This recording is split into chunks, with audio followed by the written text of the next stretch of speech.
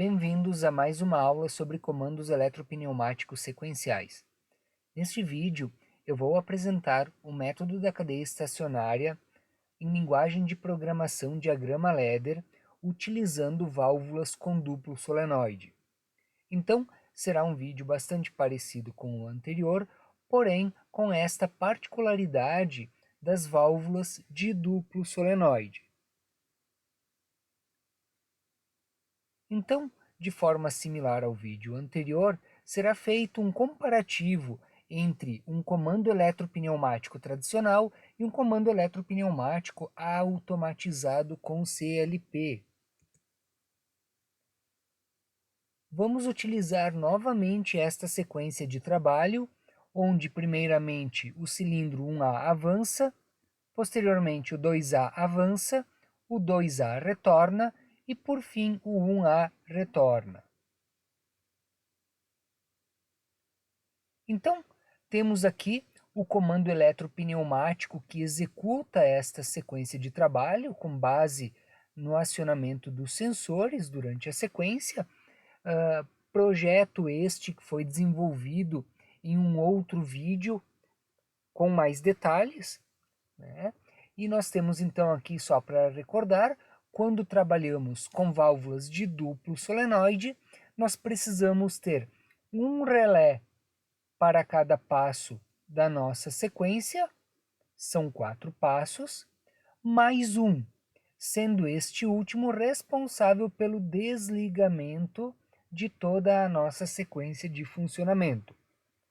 Além disso, temos aqui agora 4 solenoides, conforme aparece no projeto pneumático, Y1, Y2, Y3 e Y4, sendo estes solenoides comandados pelos nossos relés auxiliares.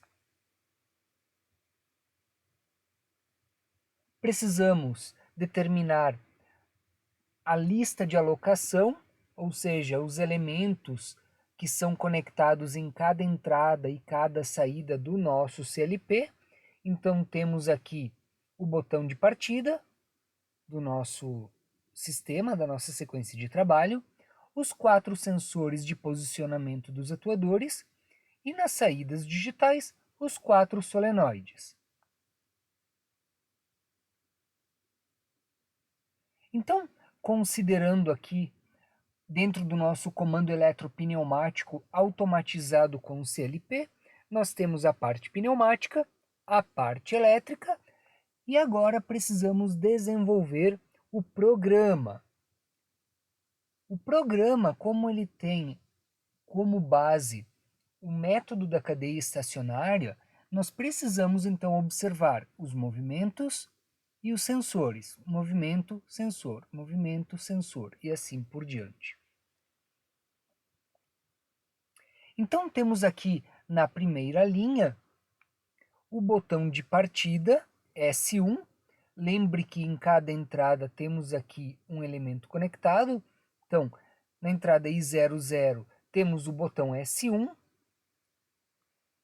E nós temos aqui o I01, que é a entrada onde está conectado o sensor 1S1. Então aqui nós temos o sensor 1S1 e o botão de partida S1 com um sinal de multiplicação, e isso é uma associação E, que nada mais é do que um circuito em série. Então, se temos o sinal do sensor, porque o cilindro está em repouso, ou seja, porque a sequência foi finalizada, e pressionarmos o botão de partida, iremos acionar uma bobina auxiliar, uma memória, que representará o primeiro movimento, que é o avanço do 1A, e retenção. Por que retenção? Porque o botão é pressionado e logo ele é liberado. Então precisamos manter esta memória ativada. Por isso aqui o contato de retenção dela.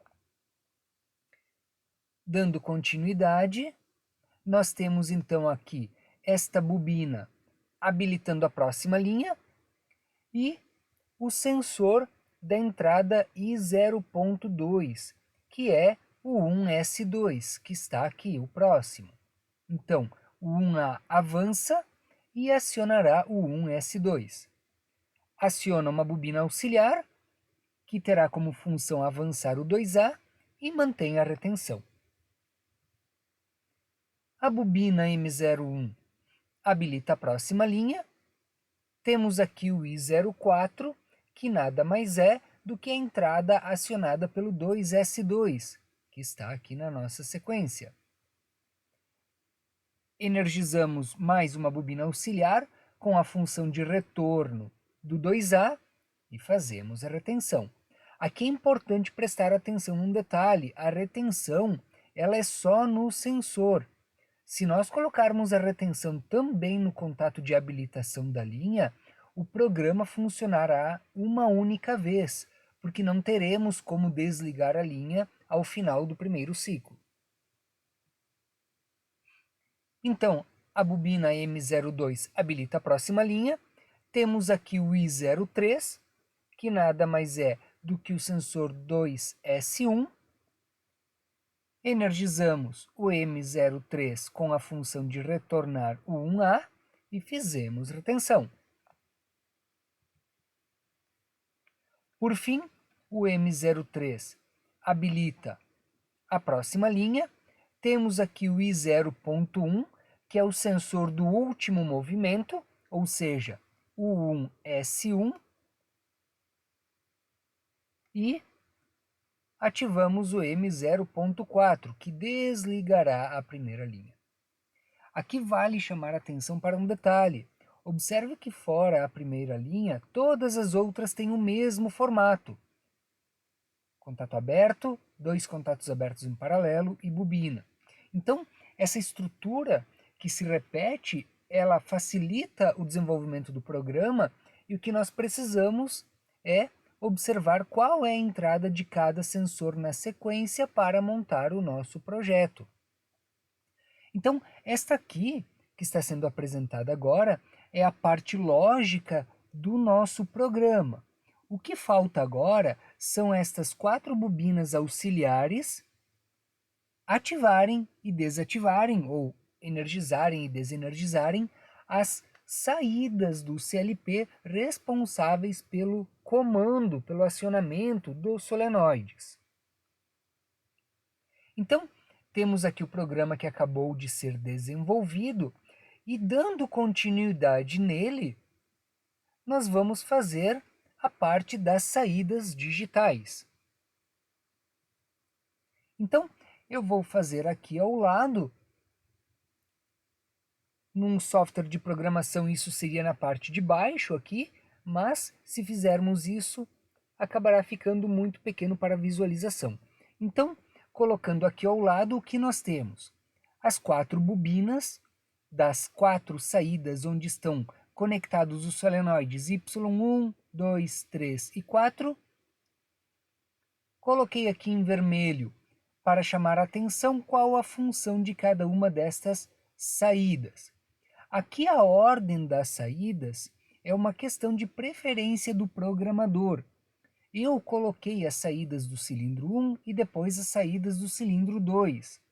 Poderia ser colocado todas as saídas que fazem avanço e depois todas as saídas que fazem retorno, ou ao contrário. O importante é sempre observar qual a função de cada uma na hora de fazer o comando aqui de acionamento com os contatos das bobinas M. Então vamos lá. Como vamos fazer essa parte agora? Observando as bobinas M. Então, qual é a função da primeira, que é o M0.0? É avançar o cilindro 1A. Então, o M0.0 precisará comandar a saída que faz o avanço do 1A. Então, quando nós pressionarmos o botão de partida e esta bobina auxiliar for ativada ou energizada, pensando como um circuito elétrico, este contato fechará e acionará a saída responsável pelo avanço do 1A. Na sequência, nós temos o M0.1, responsável pelo avanço do 2A. Então, o M0.1 ele energizará a saída que faz o avanço do 2A. Na sequência, temos o M0.2, responsável pelo retorno do 2A. Então, o M0.2 ele vai fazer o retorno do 2A, porém, para o 2A retornar, ele precisa parar de avançar. Então, o M0.2 fará o retorno do 2A e, ao mesmo tempo, o bloqueio do avanço do 2A. Desta maneira. Então, ao energizar a bobina M02, este contato fechará e este abrirá. Desenergiza Q02, que é do avanço, e energiza Q03, que é do retorno. Por fim, temos o M03, responsável pelo retorno do 1A. Aqui, da mesma forma, o M03 acionará o retorno do 1A e bloqueará o avanço do 1A. Então, temos aqui o nosso programa completo. Então, o nosso comando eletropneumático automatizado com o CLP acaba tendo, da mesma forma que no vídeo anterior, a parte pneumática, a parte elétrica e o programa desenvolvido e que deve ser transferido para a CPU do nosso CLP. Vamos então fazer uma simulação de funcionamento para observar na prática como isso acontece. Temos aqui então a nossa parte pneumática, aqui a parte elétrica, com os 4 solenoides, e aqui ao lado o nosso programa. Então, primeiramente, vamos observar se está funcionando, acionando o botão e observando os cilindros. Então, avança o 1A, avança o 2A, retorna o 2A, retorna o 1A. Então, a sequência está funcionando corretamente. Se nós observarmos agora o circuito elétrico do CLP, observando aqui o acionamento dos solenoides,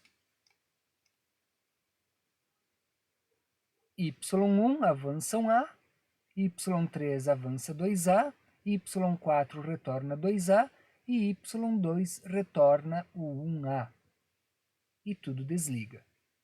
Então, na verdade, o que ocorre é que a CPU do nosso CLP, ela está lendo as entradas, armazenando numa memória o estado de cada uma delas, executando o nosso programa e durante a execução vai guardando em uma memória o estado que cada saída deve ter e, por fim, atualiza as saídas ligando e desligando os dispositivos conectados a elas.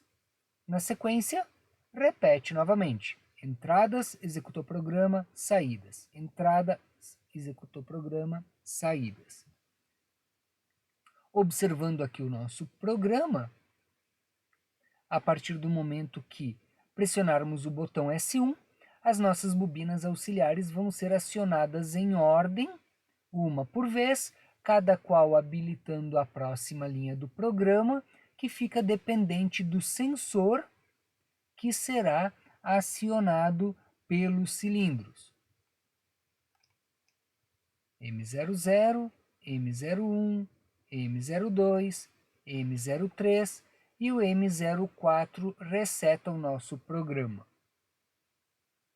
Por fim, observando o funcionamento das saídas, que já observamos aqui, porém agora dentro do programa, temos aqui então o M00 ligando, M01 ligando, o M02 ligando esta e bloqueando a outra, o M03 ligando esta e bloqueando a outra, e tudo é desligado ao final por causa do M04, que abre um contato na primeira linha. E aí, fazendo isso, temos o efeito cascata.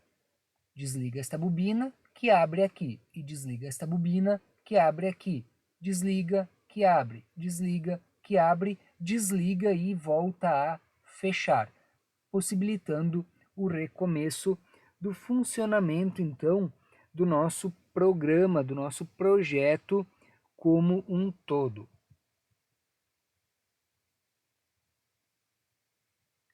Então, deixo aqui algumas referências de consulta sobre este assunto. Obrigado pela atenção e até mais.